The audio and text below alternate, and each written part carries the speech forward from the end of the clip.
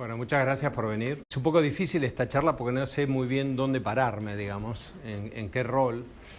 Y si bien el título que le pusimos con Raquel, creo que hace 2 o 3 meses, fue Post-Millennials, Homo Hackers y una generación de disruptores, en mi rol como padre fue cambiando y probablemente ese no sea el título de la charla de hoy. Me gustaría por ahí contarles un poco desde qué lado estoy dando esta charla, ¿no? Como dijo Raquel, yo tengo 20 años de experiencia en ser un depredador financiero, convertir todo en dinero, tiempo, amistades, relaciones, medio ambiente, sociedad, etc.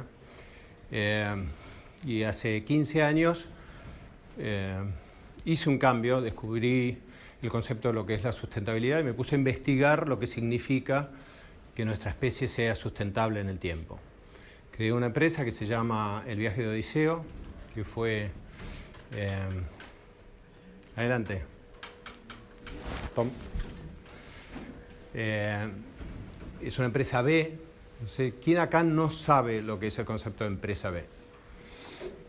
Una empresa tradicional lo que busca es lucro y crecimiento, ¿sí? Y hacer rico un montón de personas desconocidas. O sea, generalmente los empleados trabajan para lo que se llaman los shareholders o accionistas, y el propósito de esa empresa es crecer y lucrar. La empresa B necesita definir una misión y que sea mucho más trascendente que el ganar plata, y utiliza el dinero como una energía para cumplir esa misión. Nosotros fuimos seleccionados top 10 a nivel mundial en los últimos 2 años en la categoría Changemakers, agentes de cambio. No entro a explicar lo que hacemos porque sería, digamos, otra charla. Pero... solamente hago una consulta. Las compañías B tienen un negocio que genera plata que se usa con otros fines. Tiene una triple línea... Podés hacer... Claro, tiene una triple línea de resultados. Es necesario, digamos, crear valor económico, pero prioriza la creación de valor social y ambiental. Como empresa B, nosotros nos dedicamos, digamos, al research y tratar de entender cuáles son las amenazas que nosotros tenemos como especie. Y así he publicado varios libros. El último de ellos hace 2 años se llama Homo Hacker y habla de, digamos, de esta generación de jóvenes y voy a hablar un poco sobre eso. Generalmente, y cuando empecé este camino en el año 2004-2005, era muy fácil predecir lo que se venía hacia adelante. O sea, nosotros pudimos, a partir de nuestras publicaciones, predecir lo que iba a pasar dentro de 15 años. Y mucho de lo que dijimos se comenzó a dar. Hoy estamos en un momento que no podemos predecir qué es lo que va a pasar en los próximos 2 años, ¿sí? O sea, un departamento de personas que viene investigando y trata de siempre estar en los límites del futuro, no estamos entendiendo lo que pasa. Y traerlo a esta charla, a mí lo que me interesa es que si nosotros, digamos, adultos, estables, con un montón de experiencia, con un montón de seguridad, no podemos sentirnos seguros en el entorno que se viene. Yo traslado eso a una generación de jóvenes que hoy tiene, y mi hijo Teo tiene, nosotros con Jacinta tenemos 4 hijos, todos San Andrés, el mayor tiene 29 años, vive en Nueva York, y los 3 más grandes están entre 24 y 29, y tenemos a Teo de 13. Yo trato, y gran parte de mi cambio vino cuando nació Teo, o sea, cuál es mi responsabilidad como padre cuando yo traigo un hijo al mundo. Y trato de pararme en el lugar de él con lo que voy a hablar hoy y me siento yo muy inseguro como padre para poder acompañarlo. Estamos en lo que se llama una era exponencial. Y algunos, digamos, futuristas lo llaman como la gran aceleración. Todo, la economía, el impacto del hombre, el planeta, etcétera, está en una fase completamente vertical de cambio, ¿sí? Cualquier curva que nosotros analicemos de medio ambiente, de emisiones de dióxido de carbono, ahora vamos a ver algunas curvas, está en una fase que es completamente vertical. Y no estamos entendiendo las implicancias de eso, ¿sí? Yo quiero ejemplificar muy fácil con esta fórmula. No, mentira, es que nosotros, nuestra lógica de pensamiento es completamente lineal, ¿sí? Venimos acostumbrados a que todo sea causa y efecto dentro de un margen muy estable de comportamiento. y hoy nos hemos salido de eso. Lo puedo explicar, digamos, con una gota de agua. Si nosotros cada minuto agregamos una gota de agua en un comportamiento lineal, en 4 minutos tenemos 5 gotas de agua, la que teníamos inicialmente y la que se fue agregando por minuto. Si esa gota de agua se duplica cada minuto, ¿sí? En un minuto tenemos 2, en un minuto tenemos 2, en 2 minutos tenemos 4, en esos 4 minutos tenemos 16 gotas de agua. Y esto yo generalmente lo explico en qué pasa si tomamos esa mágica gota de agua y yo la coloco acá y se duplica cada minuto y esta sala se llena de agua en 1 hora. La pregunta es, ¿cuándo esa sala está con un nivel de agua que llega a la mitad de la sala? ¿Alguien puede contestar eso? Se duplica cada minuto. En el minuto 59, ¿sí? El agua llegó a 2 metros. Cuando el minuto 52, o sea, 8 minutos antes, el agua recién está mojando la alfombra. Y alguien va a decir, uy, tengo los pies húmedos, ¿no? En el minuto 55, alguien está diciendo, se me está mojando los tobillos. Si esta sala estuviera más completa, es imposible que nosotros cuando nos demos cuenta en el minuto quizás 57, cuando el agua está por acá, que todos podamos salir, porque se va duplicando muy rápido. Y las curvas exponenciales que yo mostré muestran exactamente eso. La imposibilidad de entender, no que nos estamos inundando, es que nuestro cerebro está incapacitado de entender la velocidad de los cambios. Entonces me voy hacia el año 2045. En ese momento Teo va a tener 40 años, o sea que va a tener quizás 18 años menos de lo que tengo yo. Pero eso es un momento a nivel de todas las curvas de impacto que vamos a ver, es un momento crítico para la humanidad. Y Teo va a tener 40 años, o sea que va a ser un joven, como era yo, digamos, a los 40, ¿no? Entonces, me gustaría hablar, digamos, de esta crisis civilizatoria multinivel e interdependiente. O sea, nosotros estamos entrando en esta próxima década, en realidad ya estamos, vamos a empezar a percibir en esta próxima década que estamos entrando en una crisis civilizatoria multinivel e interdependiente. La primera es la amenaza tecnológica, o sea, cómo nos posicionamos nosotros como seres humanos en un mundo que crece exponencialmente a nivel de tecnología. Nosotros salimos ya de lo que es la web 2.0, las redes sociales, etcétera. Estamos entrando en una dimensión de blockchain que ya existe. No voy a explicar lo que es el blockchain, porque sería otra charla. Pero ya entramos en una dimensión de Internet de las cosas e inteligencia artificial. Y la gran pregunta es, ¿cuál es el papel de la especie humana en un escenario de inteligencia artificial? A nivel de Internet de las cosas, ya en el año 2018 hay 200.000 millones de aparatos conectados a la nube. Y vamos camino a tener probablemente 100.000 billones en el año 2030. O sea, todo va a estar conectado a la nube. Va a haber una tecnología paralela sin la incidencia del ser humano interconectándose. Ahora vamos a ver algunos ejemplos. Pero eso es importante porque nuestros corazones, nuestros perros, nuestra pareja, nuestros hijos, etcétera, van a estar conectados a la nube sin ninguna incidencia nuestra como individuo. Y si nosotros vemos lo que sucedió en las últimas 2 décadas, hoy quizás no podríamos trabajar, no podríamos circular por el mundo sin algunos de estos avances tecnológicos que parecieron. Google es una empresa que hoy vale casi 14 años, ¿sí? Y es una de las empresas más valiosas del mundo con Amazon y con Apple.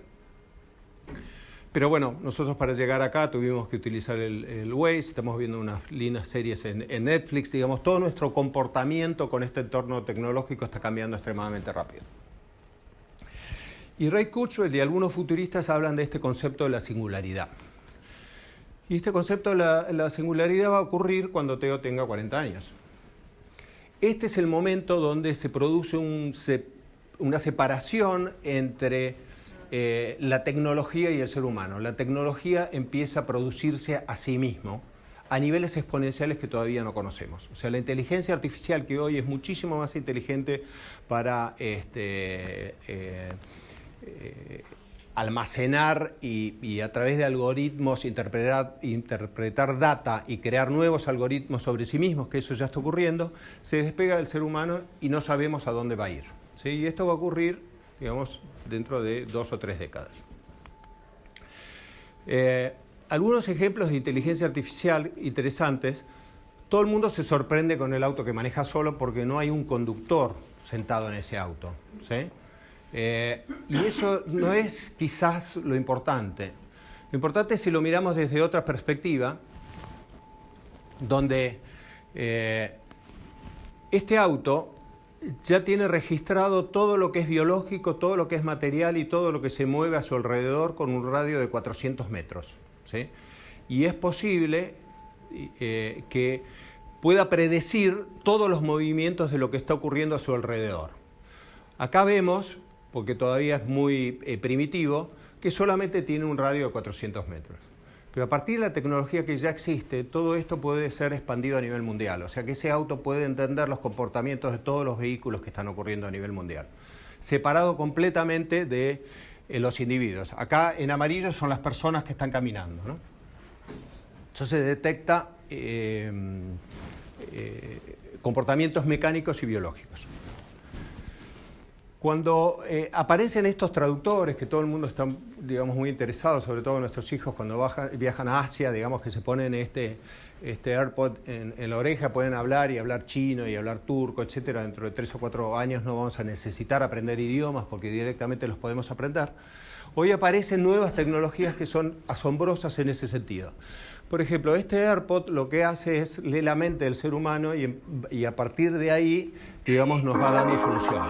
El chico va caminando, piensa qué hora es. 10:43 a.m.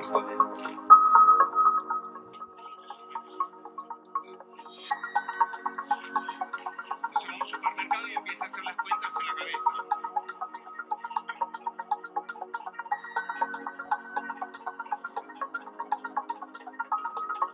Total $10.07.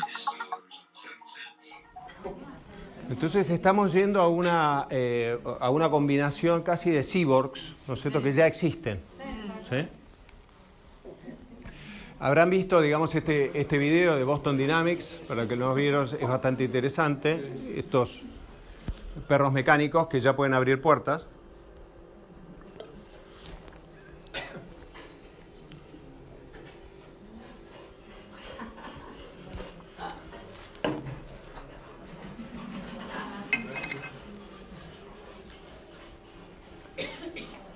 Y Black Mirror ha llevado esto, no sé si ven la serie Black Mirror, a niveles aterradores, digamos.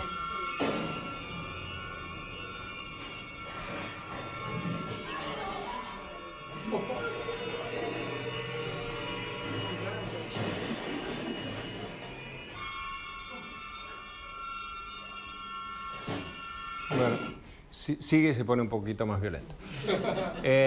Y esto ya a niveles, digamos, relacionados a lo humano, ya existe la tecnología para replicar la robótica.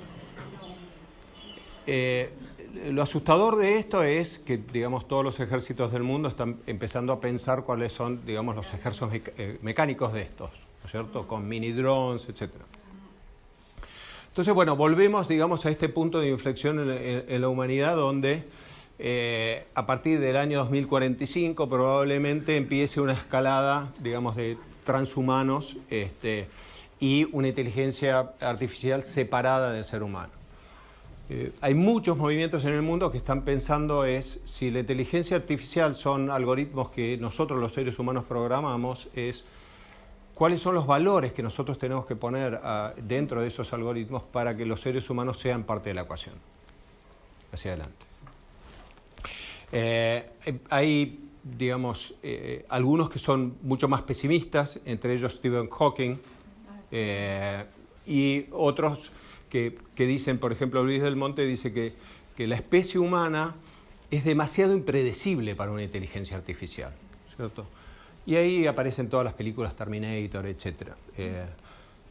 Yo no soy tan pesimista en ese sentido, pero es importante, digamos, ya que nuestros jóvenes van camino a esa dimensión, es cuál es nuestra responsabilidad como padres en guiarlos en ese sentido.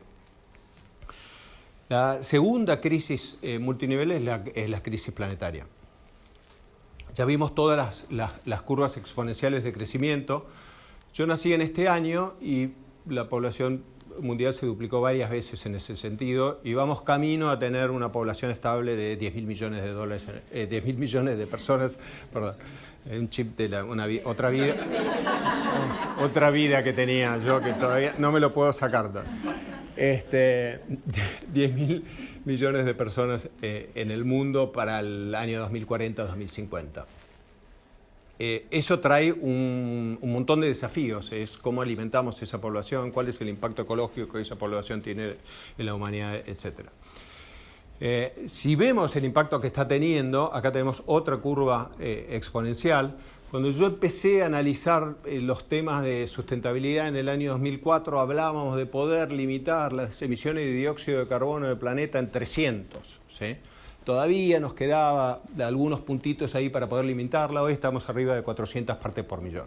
¿Por qué es importante esto? Porque si analizamos la correlación entre las partes por millón de dióxido de carbono en la atmósfera y la temperatura, y esto se ha hecho hasta hace 300.000 años atrás, digamos con bloques de hielo en la Antártida, hay una correlación perfecta entre emisiones de dióxido de carbono y temperatura.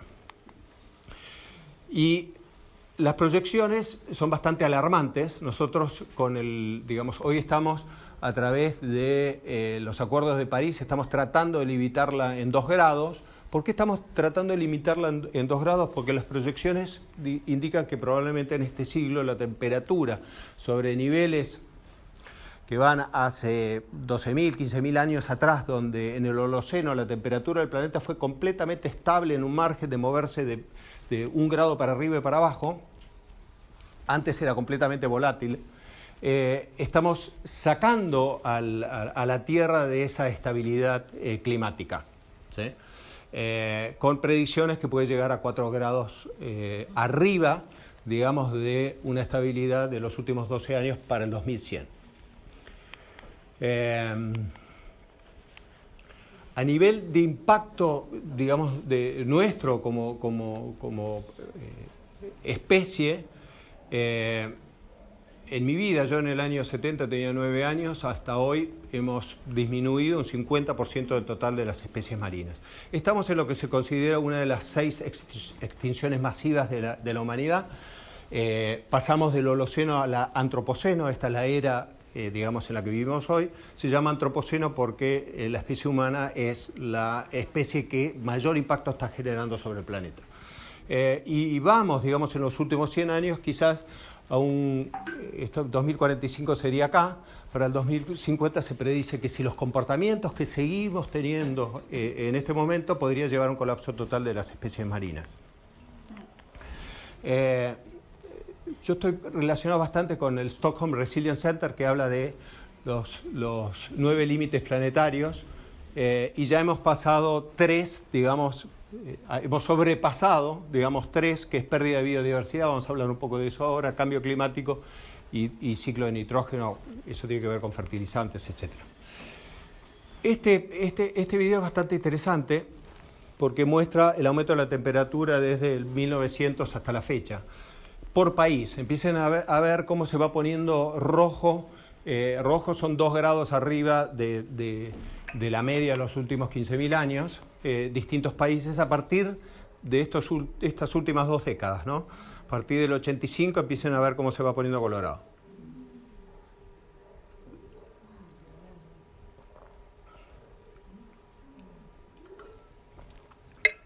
Estas son las mediciones por país de los últimos 120, 130 años en distintos lugares. Fíjense lo que empieza a pasar, digamos, en Persia y países asiáticos. Y este calentamiento global tiene mucho que ver con la deforestación, digamos, del Amazonas. Tuve la oportunidad de ir, esto está sacado de la base científica Tiputini, en el medio del Amazonas ecuatoriano. Es el lugar más alejado de la civilización en el mundo. Tuve la oportunidad de ser invitado para ir, y esta es una foto sacada de una ceiba enormemente grande, tiene como casi 100 metros de altura. Nosotros estamos deforestando al ritmo de una cancha de fútbol por segundo, en este momento que yo estoy hablando. Esos son alrededor de 13 millones de hectáreas por año, de las cuales casi 3 millones de hectáreas suceden en Brasil. Si lo sumamos, ese es el tamaño de una superficie entre Grecia y Uruguay por año. Ahora, si hacemos matemática en el mundo, ¿cuántas Grecias y Uruguay por año podemos deforestar por año hasta que se acabe, ¿no? Y sacado desde satélite, las implicancias son enormes en el Amazonas. En el año 70 nosotros dejamos de ser una especie sustentable. En ese momento la población mundial consumía un planeta. A partir del año 70 empezamos a consumir 1,5 planetas y estamos cerca de 2 planetas, vamos cerca en el 2045 a consumir 3 planetas. Eso quiere decir que nos estamos comiendo el capital de las generaciones futuras, ¿sí? Estamos consumiendo recursos que no son propios de nuestra generación, sino de las generaciones que se vienen. Otra crisis que me parece interesante es todo lo que es el colapso de modelos económicos existentes y gobernabilidad. Y eso tiene que ver con una lógica. Nosotros estamos en el medio del cambio de una lógica lineal hacia una lógica que necesita entender la complejidad y la exponencialidad. Todos los modelos económicos de todas las organizaciones, las corporaciones, empresas, etcétera, tienen como objetivo crecimiento y lucro. Una empresa que no crece y que no lucra es un fracaso. Una economía que no crece, ¿sí?, es un fracaso. Necesitamos estar creciendo, necesitamos estar manteniendo un modelo de crecimiento constante. Lo cual no tiene mucha lógica, y según Kenneth Boulding, aquel que habla de que podemos crecer ilimitadamente en un planeta que es finito es o un economista o un loco. Y la mayor parte de los economistas todavía sostienen esta posibilidad de crecer infinitamente en un planeta finito. Si vamos a nivel de deuda americana, en el año 2008 fue esta enorme crisis, ¿sí?, donde se perdieron en un par de días $2 billones, 2 y algo trillón, y la cantidad de deuda americana en ese momento era $8.2 billones, 8 trillón. Desde ese momento, esa deuda más que se duplicó, ¿sí? Hoy está llegando a niveles de $21 billones o casi 21 trillón. Pero a nivel de PBI pasó de 68% del PBI al más del 100% del PBI. O sea que la estructura de Estados Unidos no está creciendo genuinamente, está creciendo en base a deuda, ¿sí? Y esto es insostenible en el tiempo. La pregunta no es si va a haber otra crisis financiera como la del 2008, la pregunta es cuándo va a ocurrir esa crisis. Y cuán preparados estamos, digamos, nosotros para esa crisis. La gran discusión es cómo hacemos que esto sea un colapso ordenado. Y hay muchas actividades en el mundo que están pensando cómo se ordenan en este sentido. Este crecimiento y este capitalismo ha llevado que hoy las 8 personas más ricas del mundo tengan más riqueza que el 50% de la población mundial. 8 personas que caben en una combi o en una limusín tienen más riqueza que el total de la población mundial. Y esto tampoco es sostenible. Hay algunas curvas, digamos, que pueden ser representadas con una foto y no con un gráfico, ¿no es cierto? Estamos viviendo en este momento el gran movimiento de Honduras, que es muy político, etcétera, pero hay un conflicto enorme de inmigración que con varios futuristas están hablando de este Fortress World. Estamos creando un mundo de murallas, ¿sí? Como si fueran barrios cerrados, pero a nivel de países, con tremendas murallas en ese sentido. Y en esta inseguridad lo que está surgiendo es nuevamente este androcentrismo. El androcentrismo es aquella visión del mundo donde el hombre es el centro del mundo, a nivel de género, a nivel de poder, etc. Y si nosotros vemos lo que está sucediendo en Estados Unidos con Trump, el sistema antiguo se está radicalizando y se está tratando de fortalecer porque siente, digamos, este riesgo y este colapso. Entonces están apareciendo líderes, digamos, con posturas androcéntricas muy fuertes, con posturas y frases que son extremadamente fuertes, y esto lo vamos a vivir el fin de semana que viene en Brasil seguramente, donde Bolsonaro está a favor de la tortura, está a favor de que si los conflictos no se resuelven hay que ametrallar un barrio entero. Dice que la tortura, el error fue, la dictadura, el error fue no torturar, el error fue torturar y no matar, ¿sí?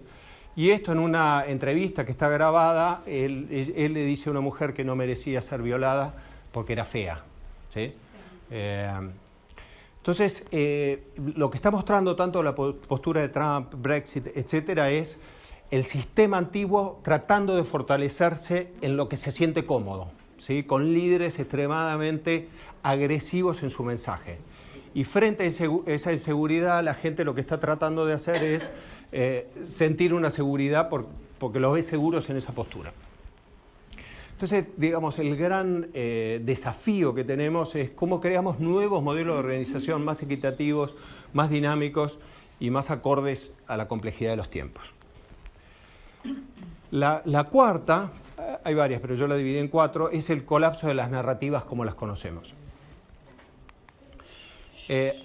Hay ciertas imágenes en el mundo que se están cayendo muy rápidamente. El Papa Francisco entendió este mensaje, digamos, y hoy se posiciona en una postura, digamos, más equitativa, más en relación con los pobres, etcétera. Pero el catolicismo en sí en el mundo está cayendo dramáticamente. Los niveles de gente que no tiene religión en Europa, de España para arriba, es arriba del 50%, con el Reino Unido, donde el 70% de los jóvenes no tiene una religión. Y esto es extremadamente dramático, ¿sí? Porque frente a este escenario, estar perdidos en espiritualidad y propósito de desarrollo los pone en una postura extremadamente débil. En Estados Unidos las curvas también son muy parecidas, ¿no? Las caídas dramáticas, digamos, de compromisos con la religión. Pero en ese escenario empiezan a aparecer, digamos, posturas un poco más holísticas, empezamos a sentir y a conversar sobre temas mucho más sensibles, ¿sí? Gente más relacionada a otro tipo de espiritualidad, mucho relacionado al mindfulness, a la percepción, estamos mucho más abiertos a interpretar y estudiar corrientes, digamos, orientales en este sentido. Y hay un movimiento, digamos, que sale de este antropocéntrico, donde el hombre, y sobre todo el hombre masculino, es el centro, digamos, del universo, hacia una postura que es mucho más ecocéntrica, donde nosotros somos parte de este sistema. Hay una teoría interesante que es la teoría de Gaia, escrita por James Lovelock, que empezó como una hipótesis, hoy está considerado una teoría, donde lo que Lovelock postura es que el planeta es un organismo vivo, ¿sí? Que logró en el Holoceno su homeostasis, logró lo que es imposible, tener un 21% de oxígeno de manera estable, logró una temperatura estable, y hay varias corrientes, digamos, que en este ecocentrismo están entendiendo que el planeta es nuestra madre, esto es lo que tenemos que cuidar, porque si nosotros no cuidamos esto no somos sustentables como especie. Y empezamos a verlo como un sistema vivo, ¿sí? Y hay enormes corrientes en este sentido. Ahora llegamos a nuestros jóvenes. A partir del año 96, cualquier persona que nació en el año 96 es un postmillennial. Se considera la generación Z. Es la primera generación cuyos estímulos son casi visuales, ¿sí? También la llaman la generación vis, por la visualidad que tiene en todos sus comportamientos. Traté de poner los subtítulos para aquellos que no hablan inglés. Si tienen alguna pregunta final, porque van muy rápido los subtítulos, me tomó un rato bastante largo coordinar los subtítulos. Pero esta charla de Harari, Harari escribió una serie de libros recientemente, está considerado como uno de los pensadores más grandes probablemente de este siglo y del pasado, Homo Deus, Homo Sapiens y ahora las 21 lecciones para este siglo.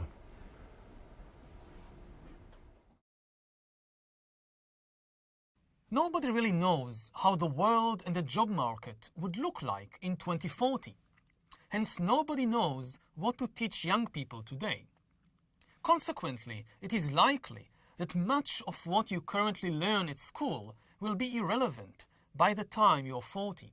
So what should you focus on? My best advice is to focus on developing your mental balance and your emotional intelligence. Traditionally, life has been divided into two main parts: a period of learning followed by a period of working. In the first part of your life, you built a stable identity and acquired personal and professional skills. In the second part of life, you relied on your identity and skills to navigate the world, earn a living, and contribute to society. But by 2040, this traditional model will become obsolete. And the only way for humans to stay in the game will be to keep learning throughout their lives and to reinvent themselves again and again, even at the age of 50.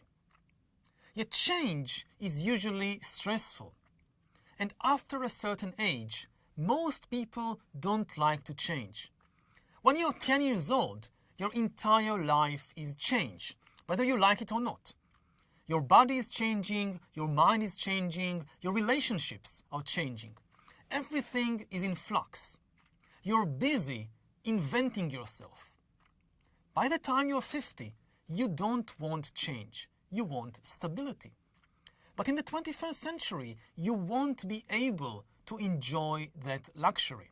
If you try to hold on to some stable identity, some stable job, some stable worldview, you will be left behind, and the world will fly by you with a whoosh. So people will need to be extremely resilient and mentally balanced to sail through this never-ending storm, and to deal with very high levels of stress. Vivir en Argentina nos vino bastante bien hasta ahora, entonces.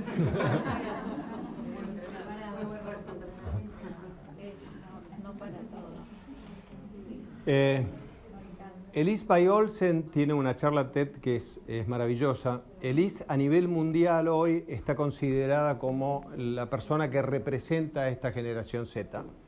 Es la editora en jefe más joven que existe, maneja una revista especial para jóvenes, y ella tiene una serie de postulados donde se la ve muy segura, ¿sí? Y esto es, digamos, la preocupación mía, que nosotros los vemos extremadamente seguros a estos jóvenes y por experiencia sabemos, digamos, de las inseguridades que uno puede tener en su crecimiento hacia adulto. Pero ellos creen que pueden inventar el futuro, que pueden crear la persona que quieren ser, están en un proceso continuo de reconocimiento, cuestionamiento y opinión. Están convencidos que el sistema educativo actual está completamente desactualizado, ya que no es necesario recordar todo lo que se les pretende enseñar. Ese conocimiento está fuera, está online, y en el momento que se dan cuenta, digamos, que eso está disponible, pueden hacer otras cosas, como mejorarse a sí mismos, inventar sus entornos y crear cosas. Se reinventan continuamente. Y saben que la única forma de reconocimiento es a través de la verdadera colaboración. Y esto es importante porque las soluciones que nosotros necesitamos hacia el futuro tienen que venir de un entorno sistémico tremendamente colaborativo. Estas son algunas de las publicaciones donde ella asegura, digamos, que esta generación tiene un mindset, digamos, de hackers, una percepción y una visión global, y que su cultura es visual first. Pero estamos entrando a un mundo donde en el 2030, esto dentro de 12 años, el 85% de los trabajos que van a existir aún no fueron inventados. Entonces, de nuevo, nuestra responsabilidad como padres, como autoridades, etcétera, es qué consejo, digamos, le damos a nuestros jóvenes para entrar a un mundo que está en flujo de cambio continuo. Yo me dediqué un par de años a investigar y entender esta especie de jóvenes. Publiqué un libro que se llama, de hecho, Homo Hacker. Cuando descubrí a este joven se llama Jack Andraka. Cuando tenía 15 años, un tío de él se muere de cáncer pancreático en un periodo muy rápido de tiempo. Estaba muy cercano al tío, se preocupa, empieza a investigar y descubre que todos los procesos de detección de cáncer tenían 60 años. Toda la lógica que se estaba utilizando para la medicina todavía era antigua. Se compromete un poco más y desarrolla un papel muy similar a la diabetes, que es 168 veces más rápido, 26.000 veces más barato, 400 veces más sensitivo y tiene un 99% de tasa de éxito para detectar en su fase temprana, ¿sí?, cáncer pancreático, pulmonar, estomacal, etc. Todos los mecanismos antiguos lo detectaban en su fase tardía, cuando ya era imposible, digamos, hacer algún proceso. Manda un montón de cartas, la carta número 200, de hecho, cae en Johns Hopkins, que le presta el laboratorio y él desarrolla esto. A mí me asombró, digamos, que esta persona pudiera hacer eso. Empecé a investigar y encontré un video donde a él le preguntan, pero Jack, ¿cómo hiciste eso? Dijo, toda la información que yo necesitaba estaba en Google y Wikipedia.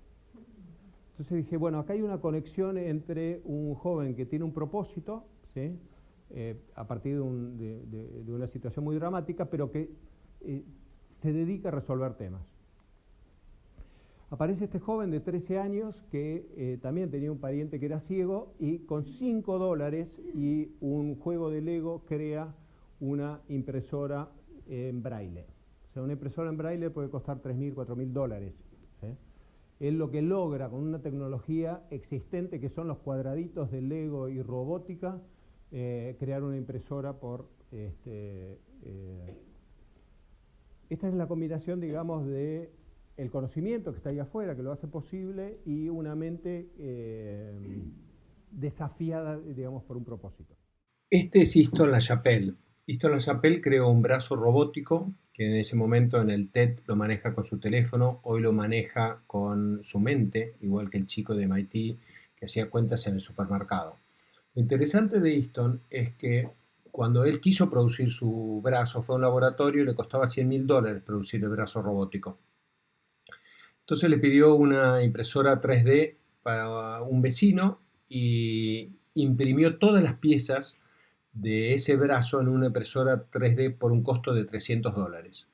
El gran salto que se produce en el 2013 a partir de esto es la democratización de la producción, la capacidad de estos jóvenes no solamente de implementar sus ideas, sino de producirlas a costos extremadamente bajos. Esta chica creó una linterna que se prende con la energía de la mano, o sea, carga energía a partir de nuestro cuerpo. Esta chica creó plástico a partir de cáscara de banana. Esta chica creó una teoría que podría ser la cura para el cáncer. Esta chica creó un sistema de propulsión interespacial. Todos teenagers, entre 15 y 17 años. Y este joven que está implementando ahora un sistema para captar todo el plástico que está en el Pacífico. Hay una isla de plástico del tamaño de Texas en el Pacífico Norte. Creó un sistema para poder levantar ese plástico. Entonces, quizás lo más importante de esta charla es esta pregunta, es ¿cuál es nuestra responsabilidad como padres, como guardianes y como guías para estos jóvenes en un escenario tan dinámico y tan incierto? Y acá es donde abro a la discusión en este grupo.